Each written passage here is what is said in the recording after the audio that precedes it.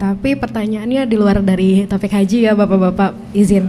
Yang pertama, ex-Menteri Agama Lukman Hakim sempat bilang kalau ormas keagamaan sebaiknya fokus di ngurus umat gitu. Nah, pendapat dari PBNU untuk itu gimana? Ini terkait dengan tambang ya. Kemudian yang kedua, terkait tambang juga, PBNU sempat mengklaim kalau mampu mengelola tambang nih. Nah, dan punya SDM-nya. Nah, SDM-nya tuh dari mana, seperti apa, boleh tolong penjelasannya? Terima kasih. Gua terkait iup tambang, Yai.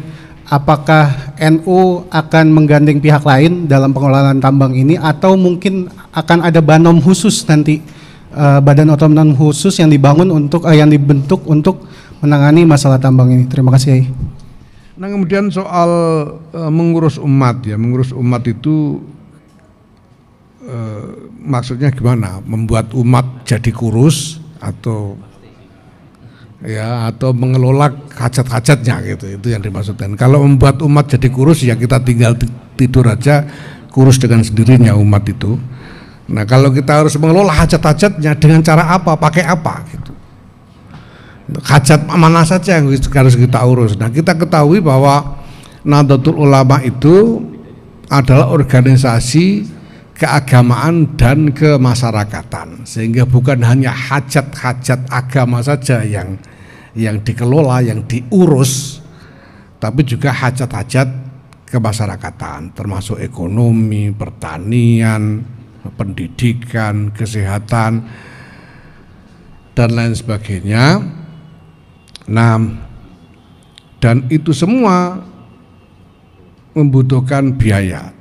Tempo hari di dalam musyawarah nasional dan konferensi besar Nahdlatul Ulama yang kita selenggarakan di Yogyakarta, kami sudah sampaikan bahwa di antara komponen strategis untuk pengembangan NU ke depan itu adalah bahwa kita harus membangun suatu kapasitas keuangan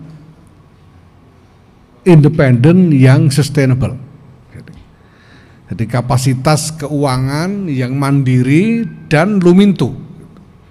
Jadi tidak cuma sekali dapat hilang, sekali dapat habis begitu, tapi lumintu. Jadi independen. Jadi kita memerlukan satu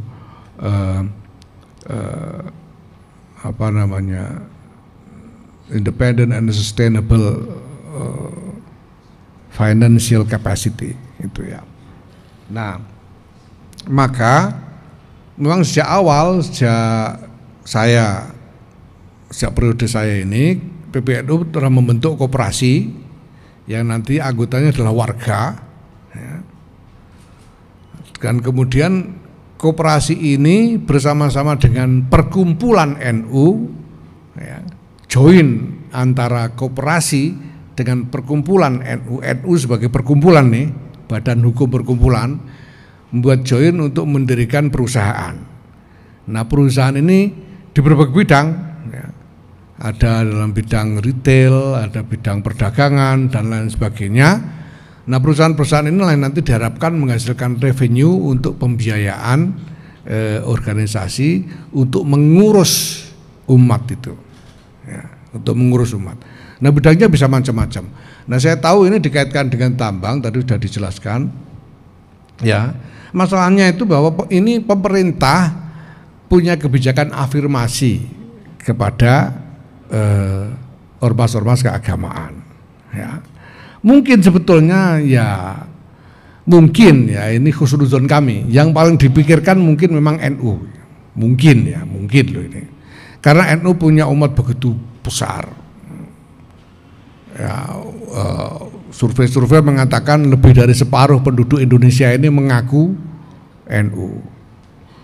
NU punya pesantren-pesantren yang jumlahnya sampai sekitar 30 ribuan pesantren, madrasah ya, dan lain sebagainya. Yang untuk mengelola itu semua dibutuhkan sumber daya. Dan sekarang realitasnya kita sudah ketahui bahwa sumber daya komunitas yang diambil dari komunitas itu sendiri itu tidak lagi mencukupi ya, sehingga perlu ada intervensi dalam soal ini. Nah, maka NU butuh revenue. Nah, pemerintah kemudian berpikir untuk menyediakan kesempatan sehingga pada waktu pembukaan muktamar ke-34 di Lampung bulan Desember 2021 dulu, Presiden Joko Widodo dalam pidato pembukaan muktamar itu menyampaikan akan menyediakan konsesi tambang untuk NU. Itu beliau sampaikan dulu gitu.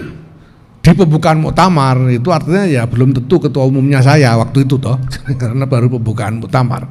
Tapi artinya pemerintah itu berpikir untuk menyediakan kebijakan afirmasi untuk ormas-ormas keagamaan ini. Nah, kemudian bagaimana NU menyikapi ini? Nah, NU ini pertama-tama seperti saya katakan butuh. NU ini butuh apapun ya, yang halal yang bisa menjadi sumber revenue untuk pembiayaan organisasi. Ya. Karena keadaan di bawah ini memang ya sudah sangat-sangat memerlukan intervensi sesegera mungkin. Ya, saya bisa bayangkan sekarang satu pesantren aja, mari kita lihat ya, Pondok Pesantren Lirboyo Kediri itu santrinya total 43.000 dengan infrastruktur yang sangat terbatas sehingga satu kamar seluas kira-kira 3 kali 3 meter itu diperuntukkan rata-rata bagi 60 sampai 70 orang santri, bayangkan. Sehingga mereka hanya bisa pakai kamar itu untuk menaruh barang dan mereka tidur di sembarang tempat. Untuk tidur mereka harus tidur di emperan kelas, di masjid, di sembarang tempat karena tidak ada fasilitas kamar untuk tidur. Nah, kalau kita nunggu afirmasi pemerintah yang langsung, itu nanti harus berhadapan dengan macam-macam parameter birokrasi yang pasti lama sekali. Undang-undangnya gimana, aturannya gimana, dan seterusnya. Nah, kami karena selama ini NU ini secara langsung engage dengan mereka, kami mengetahui persis bagaimana cara bagaimana melakukan intervensi yang strategis untuk menghadapi masalah-masalah seperti ini. Kita misalnya juga punya ya, Muslimat NU itu mengelola ribuan taman kanak-kanak dan Raudatul Atfal. Dan banyak itu ribuan taman kanak-kanak Raudatul Atfal itu guru-gurunya itu cuma diberi honor yang sangat minimal. Saya tahu sendiri ada yang cuma 150.000 sebulan honor guru Raudatul Atfal ini. Nah, kalau nunggu, dan ini kan semua ini inisiatif komunitas sendiri yang bikin, ditopang dengan kapasitas komunitas. Ya gurunya sih ikhlas semua gitu, ikhlas semua. Cuma ya yang ngelihat itu kan ya enggak tega sebetulnya. Nah, komunitas sudah enggak punya lagi kapasitas yang lebih untuk memberi topangan lebih kuat. Nah, hal begini ini yang membuat kami dalam keadaan memang butuh sekali. Nah, kami memang seperti saya sampaikan tadi sudah membuat ikhtiar-ikhtiar, tapi membuat perusahaan baru yang dijamin ini sungguh-sungguh nanti revenue-nya masuk ke organisasi, bukan kepada individu-individu gitu ya.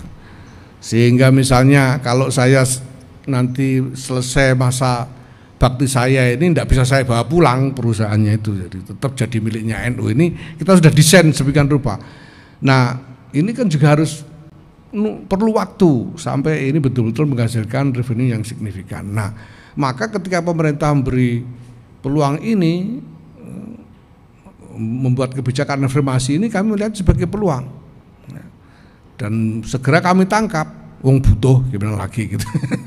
Segera kami tangkap, sehingga kami memang sudah mengajukan, begitu pemerintah mengeluarkan revisi PP nomor 96 tahun 2021 yang memungkinkan untuk ormas keagamaan mendapatkan konsesi tambang, kami juga kemudian mengajukan permohonan ya.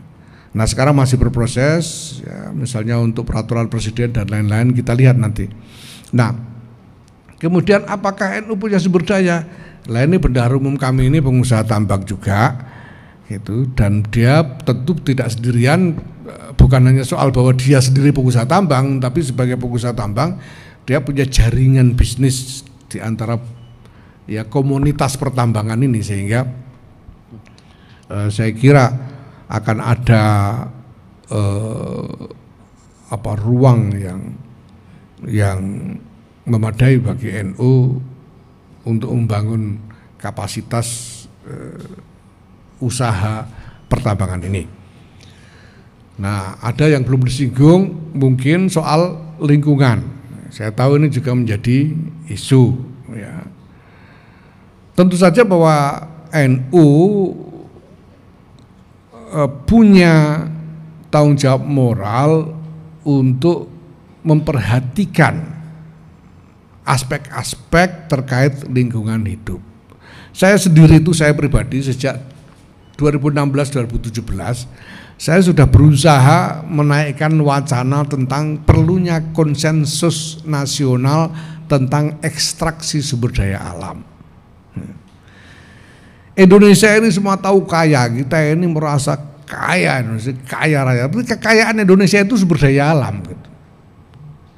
Sehingga kalau sumber daya alam itu tidak diambil, tidak diekstraksi, ya gak jadi kaya kita kan. Nah, maka supaya kita benar-benar jadi kaya secara aktual, ya memang sumber daya alam harus diekstraksi. Nah, cuma parameternya harus memenuhi